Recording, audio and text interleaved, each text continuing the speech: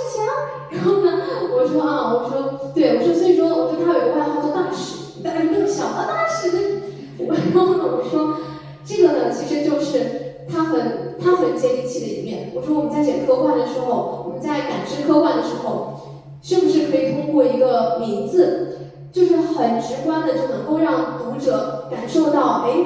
这是一个很有温度的故事。然后后来确实啊，我有听说他们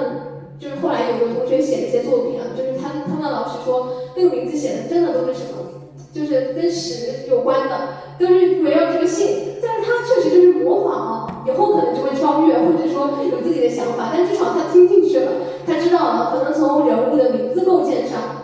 就能够体现出一定的这种接地气啊，然后包括他的这种性格，一个呢是眼里只有科学物理学，包括当宇宙在闪烁的时候觉得崩溃了活不下去的这么一个科学家，然后一个石墙把他拉出去吃了一顿卤煮。他说我每天的这个世界里就是案子、孩子、房子，就是这些事儿。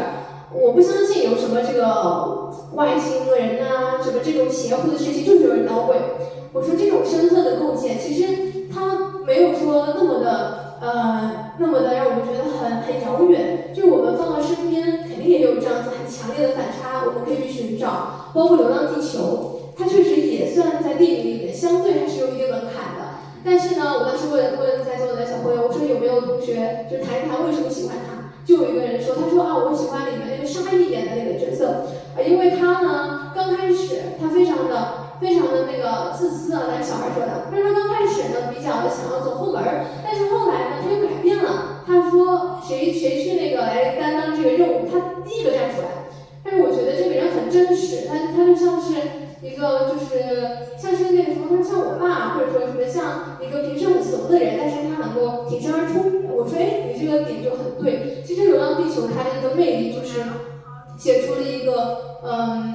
就是我们身边或者说一个中国式的英雄，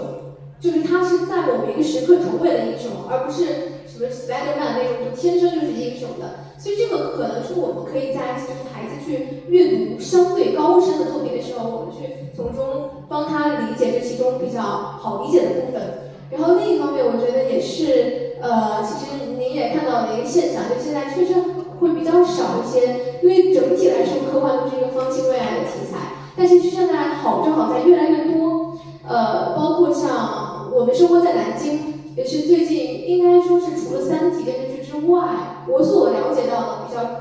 严肃的正式的科幻题材的电视剧。然后网传现在《时日中烟》它也要被改编，它也是一个很成功的无限流小说。我觉得或许这些电视剧都可以，将来可能都能够成为一个很好的我们走进科幻，或者我们不是科幻迷那么高的科学素质的人去走进科幻的一个方式。它里面或许不能完全对标很硬的科幻，但是它里面一定能有我们所能够接触到的科幻的一些科幻性、科幻方面。对，首先就是引起他的兴趣，然后包括我觉得也是呼吁越来越多的朋友们来写一些软科幻，它确实能够帮我们架起一个比较好的桥梁。然后第二方面说到这个写作上面，其实我刚刚听你说这个小朋友说写国家元首也是挺有意思的，我觉得也挺好奇他笔下的国家元首，